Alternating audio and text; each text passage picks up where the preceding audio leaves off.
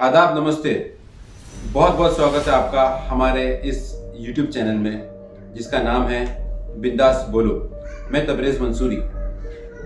सीधा चलते हैं कहानी की ओर बिना वक्त गवाए। 8 जनवरी 1902 मथुरा गांव में चतुर्भुज नाम के एक गांव में एक बच्ची का जन्म हुआ जिसका नाम रखा गया लुगदी। वो घराना न बहुत ज़्यादा अमीर था न गरीब था, बल्कि वो एक मिडिल क्लास फैमिली थी। बहुत छोटी उम्र में उस वक्त शादी कर दी जाती थी। हालांकि अब वो दौर नहीं रहा। ठीक इसी तरह लुगदी का भी ब्याह कर दिया गया जब लुगदी की उम्र 10 साल थी। महज 10 साल की उम्र की बच्ची का शादी कर दी गई। उसकी शादी जिसके साथ की गई उसका नाम था केदारनाथ चौबे, जो एक कपड़े का व्यापारी था। केदारनाथ चौबे की ये दूसरी शादी थी। उसकी जो पहली बीवी थी उसका स्वर्गवास हो चुका था, क्योंकि उसके घर में एक बहू की कमी थी और उसकी जिंदगी में एक बीवी की। सारी घर वालों की सहमति से केदारनाथ की शादी लुगदी से करवा दी गई, जिसकी उम्र महज 10 साल की थी। लुगदी का गौना और विदाई दोनों हो गई। अब लुगदी अपने ससुराल में आ गई और इसी तरह लुगदी अपने ससुराल में रहने लगी। धीरे धीरे वक्त बीतता गया और लुगदी शादी के कुछ समय बाद प्रेग्नेंट हो गई। लुगदी ने एक बच्ची को जन्म दिया जो मरी हुई पैदा हुई। हालांकि लुगदी पहली बार मां बनी थी, पर लुगदी को बच्ची मरी हुई पैदा हुई। अब बच्चा मरा हुआ पैदा होने की वजह से लुगदी बहुत ज्यादा डिप्रेशन में, बहुत ज्यादा टेंशन में आ गई थी। और इसी तरह वक्त और थोड़ा बीतता गया। एक साल बाद 25 सितंबर 1923 को लुगदी ने एक बच्ची को जन्म दिया, एक बेटे को जन्म दिया, क्योंकि पहली डिलीवरी लुगदी की मथुरा के एक हॉस्पिटल में की गई थी, जहां पर बच्ची मरी हुई पैदा हुई थी।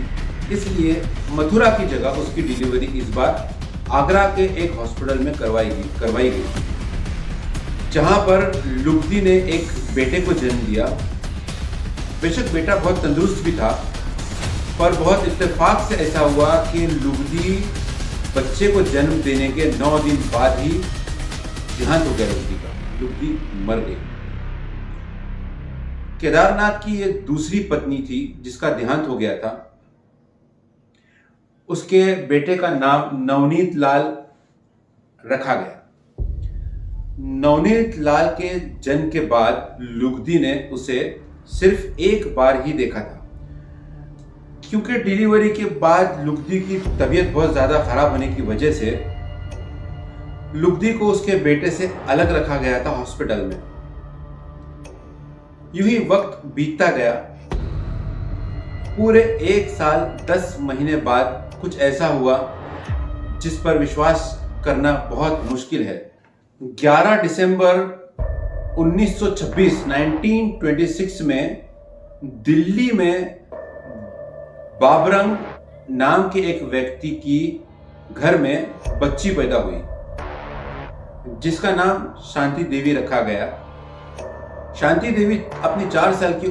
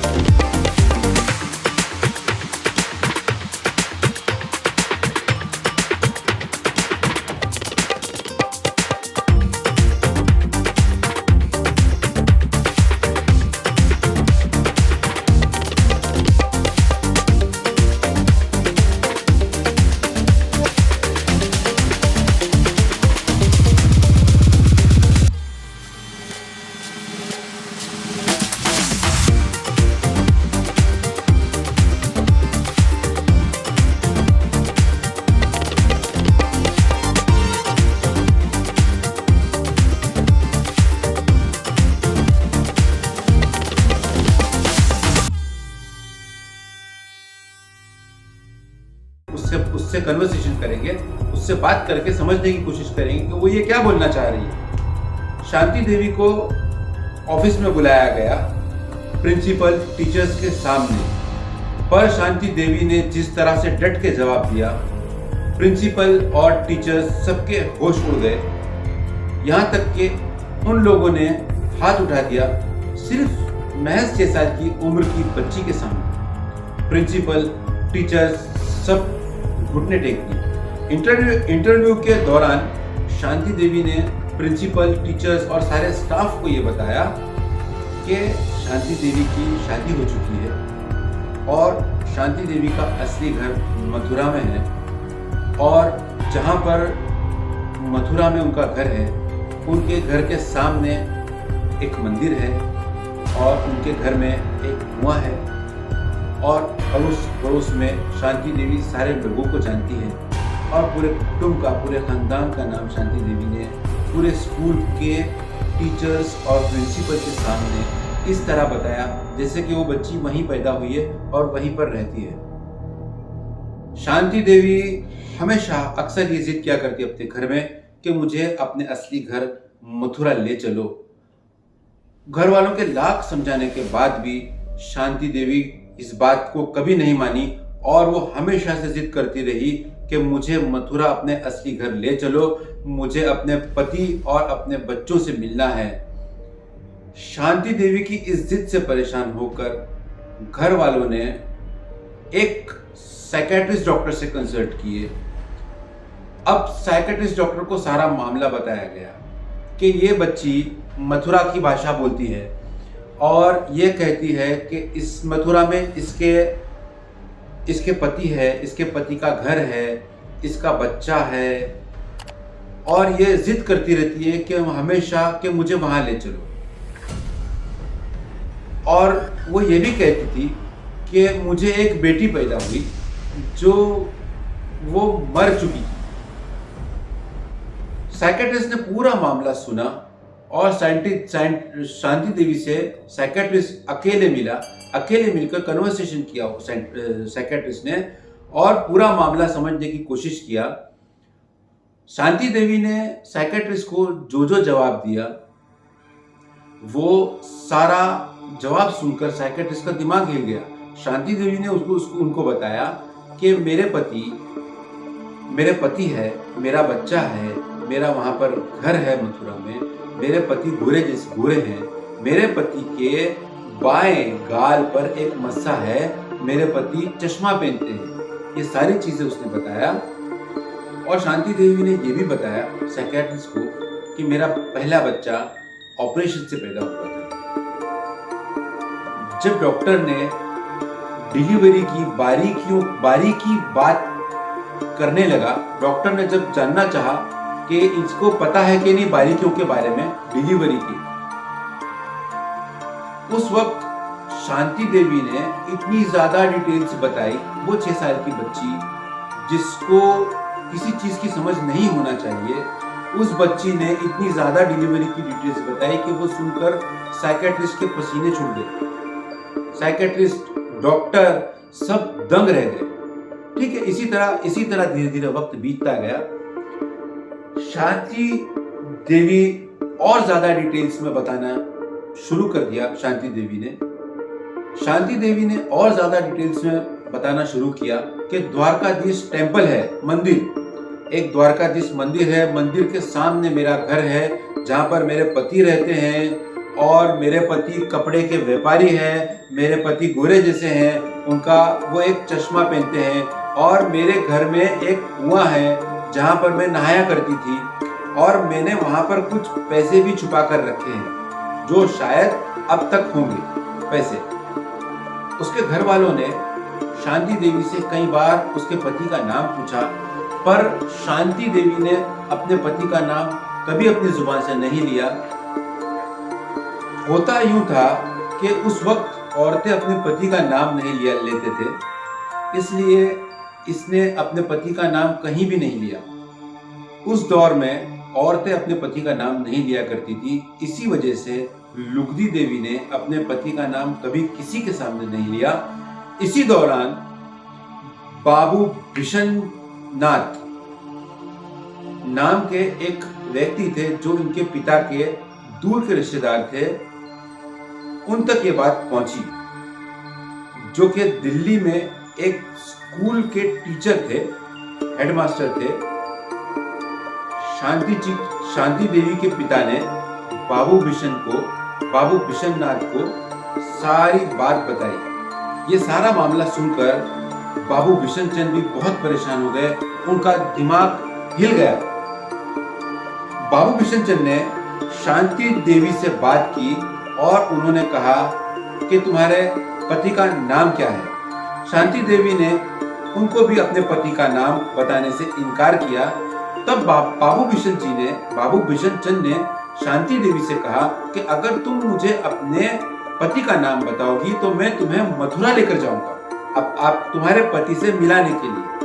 तब शांति देवी ने अपनी पूरी जिंदगी के अंदर पहली बार अपने पति का नाम लिया और कहा कि मेरे पति का नाम केदारनाथ चौबे है, जो मथुरा में रहते हैं।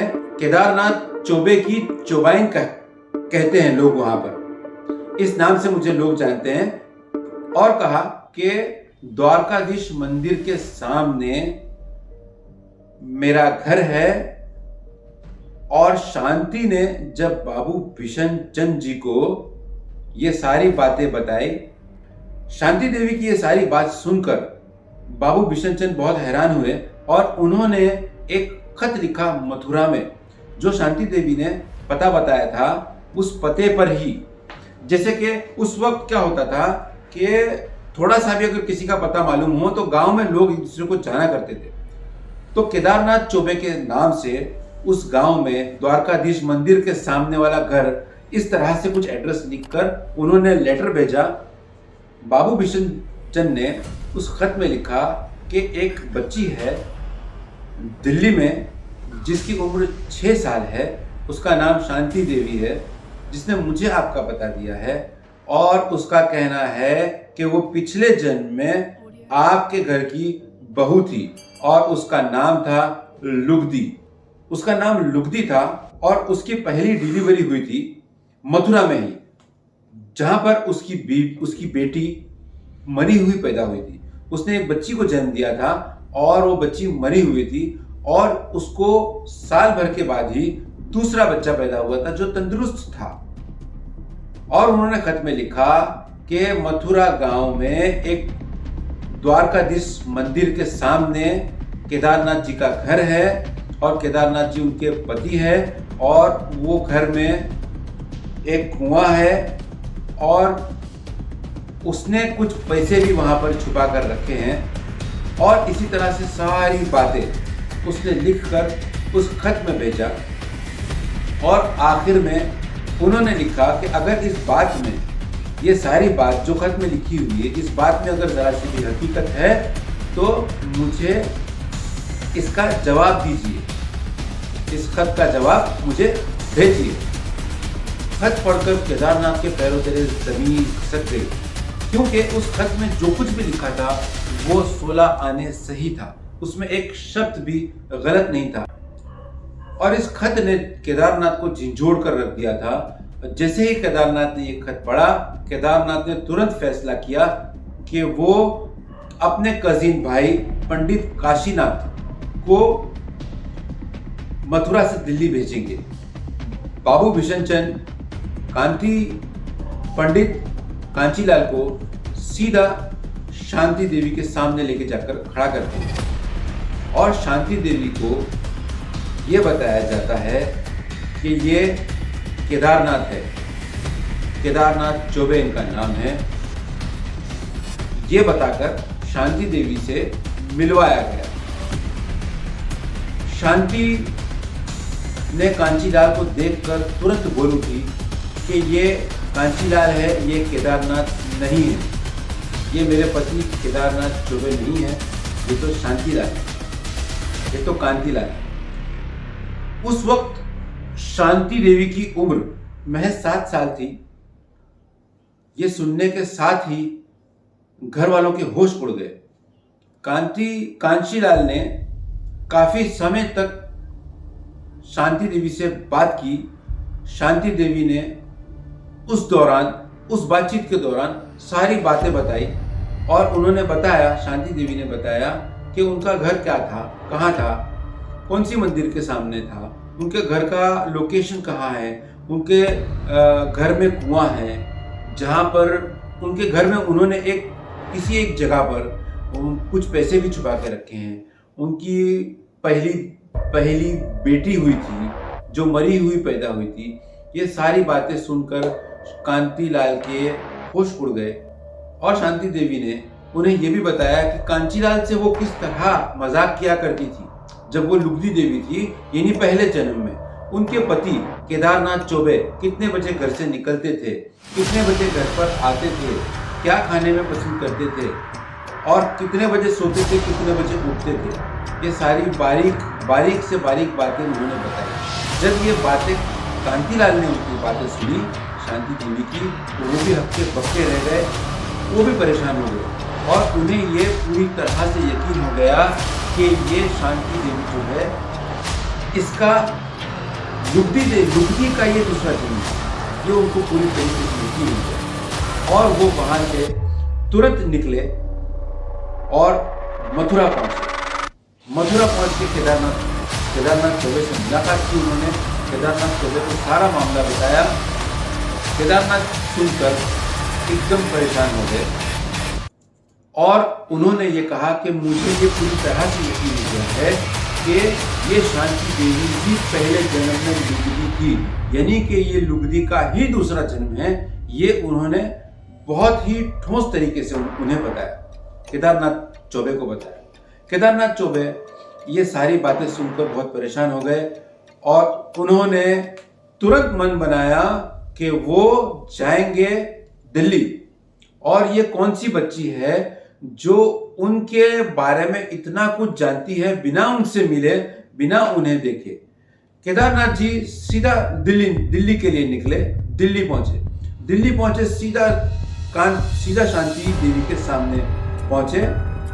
12 नवंबर 1935 में केदारनाथ अपने बेटे नवनीत लाल और अपनी मां के साथ दिल्ली पहुंचे।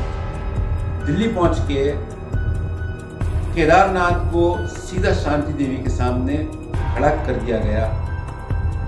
इस बार फिर से शांति को कहा गया कि ये तुम्हारे पति केदारनाथ के भाई है, जबकि शांति देवी ने तुरंत कहा कि ये मेरे पति के भाई नहीं, यही मेरे पति है और इन्हीं का नाम केदारनाथ चौबे है और मैं इन्हीं की चौबाइन हूँ, मैं इन्हीं की बीवी हूँ और मेरे पति केदारनाथ चौबे जी के साथ जो खड़ा है वो मेरा बेटा है। तुरंत केदारनाथ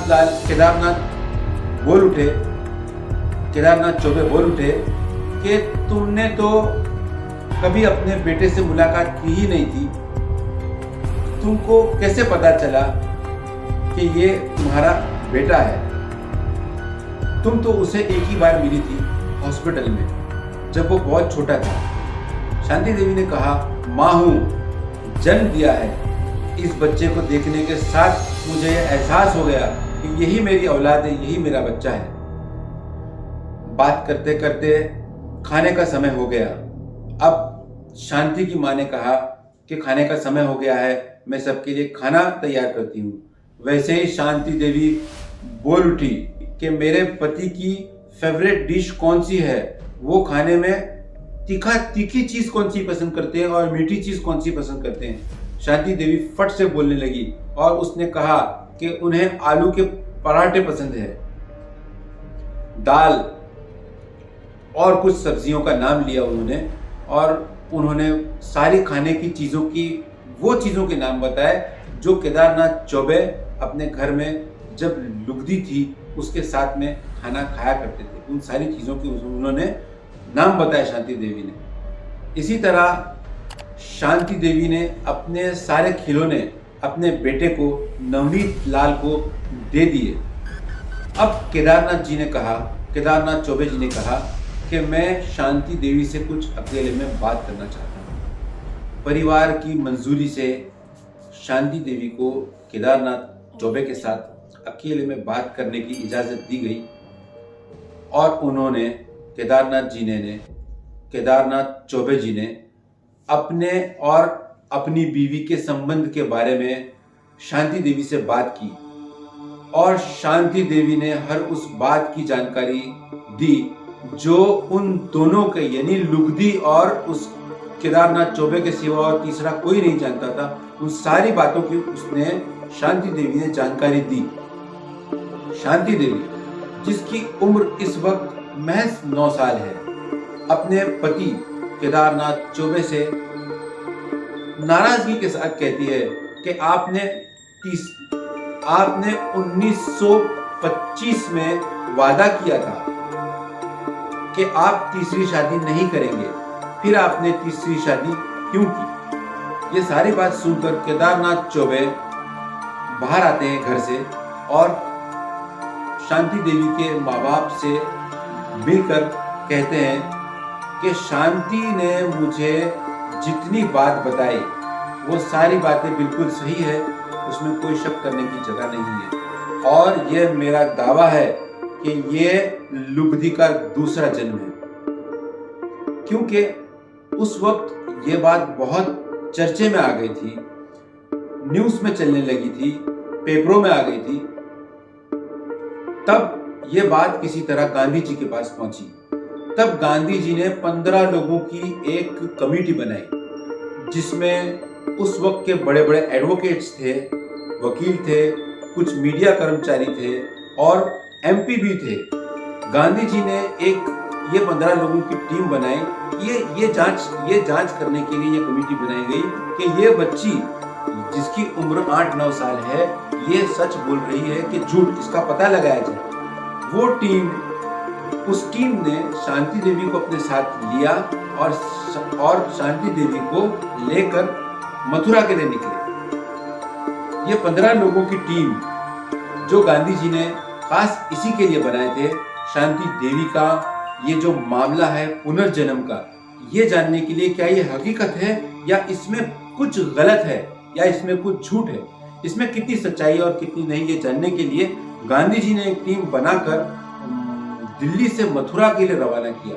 अब वो टीम ने शांति देवी को अपने साथ लेकर मथुरा पहुंची। मथुरा पहुंचकर वो लोग एक टांगे में बैठे।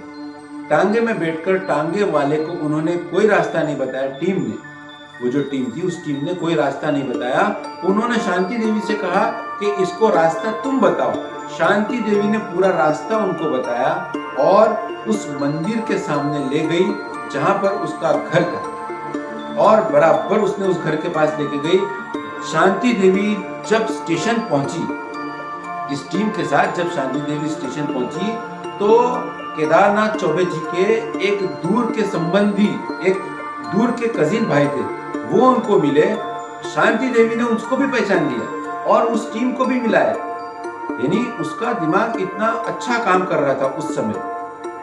अब शांति देवी उस मंदिर के पास पहुंची जिसके सामने उनका घर था। शांति देवी ने वो घर बताया और उस घर में किस तरफ कुआं है वो बताया। अड़ोसी पड़ोसी लोगों को वो नाम से पहचानने लगी, नाम से बुलाने लगी। यानी कि उसके घर के बाहर, घर के पास जो दुकानें थी, जो पड़ोसी थे, ये उसको सबको पहचानती थी और इस तरह पहचान रही थी मानो कि वो वहीं रहती है। पर वो उसकी जिंदगी में, हकीकत में वो उसकी जिंदगी में पहली बार मथुरा आई थी, क्योंकि ये दिल्ली में पैदा हुई। ये पहली बार मथुरा आई और इसने कुएं के पास लेकर गया और वो जो टीम थी जो जांच के लिए गांधी जी ने भेजे थे साथ में, उनको बताया कि ये कुएं से मैं पानी लेकर नहाया करती। उसने ये बताया और उसने एक जगह बताई और उस जगह पर उसने बताया कि ये जगह पर मैंने 700 रुपये रखे थे, पर वो जगह अभी चेंज हो चुकी थी, कुछ उस जगह में चेंजेस आया था। तो केदारनाथ चौबे जी को पूछा गया कि यहाँ पर ऐसा कुछ था रखने की जगह जहाँ पर इन्होंने 700 रुपये रखे थे। तो केदारनाथ जी ने बताया कि हाँ, ये जगह को हम लोगों ने तोड़कर वहां पर दीवार बनाए हैं और उस वक्त मैंने वो 700 रुपये निकाल लिए थे और बराबर 700 ही रुपये थे। उसने इतना ज्यादा डिटेल्स बताया। शांति देवी की ये सारी बातें सुनकर कमेटी वालों के पसीने छूट गए, मानो कि उनके होश उड़ गए।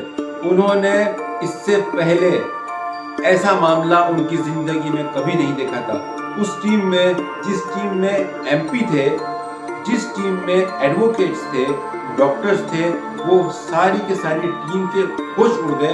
एक इतनी सी बच्ची जिसकी उम्र महज 9 साल है, उसकी बातें सुनकर, क्योंकि उसकी बातें 16 आने से ही जो वो बोलती जा रही थी वो चीजें खुलकर सामने आती गई। ये मामला इतना चर्चा में आया कि शांति देवी के घर के बाहर हजारों की भीड़ लग जाती थी सिर्फ शांति देवी को एक बार देखने के लिए। शांति देवी इतनी चर्चा में आ गई थी उस वक्त, क्योंकि इस मामले में गांधी जी खुद इन्वॉल्व हो गए थे। Doctor KL. रावत ने भी इस पूरे मामले में शांति देवी से बहुत छानबीन की, बहुत जांच की, पर आखिरकार डॉक्टर के.एल. रावत ने भी उनके आगे शांति देवी से हार मान ली, शांति देवी के आगे घुटने टेक दिए।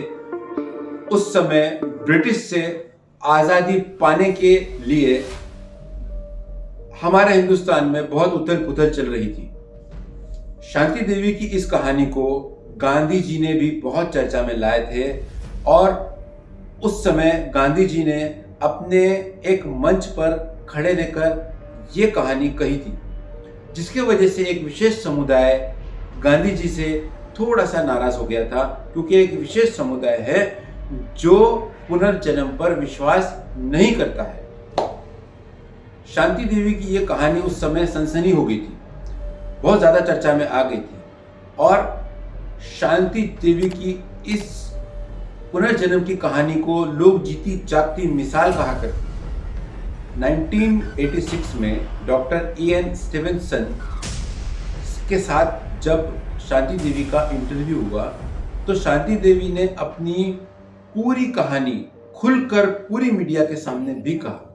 शांति देवी अपनी जीवन के अंत तक कभी अपनी स्टोरी से नहीं मुकरी और उसने कभी ये नहीं माना कि उसका दूसरा जन्म कभी नहीं हुआ है, ये कभी नहीं माना, बल्कि वो हमेशा यही कहती रही कि मैं इससे पहले की जन्म में लुगदी थी।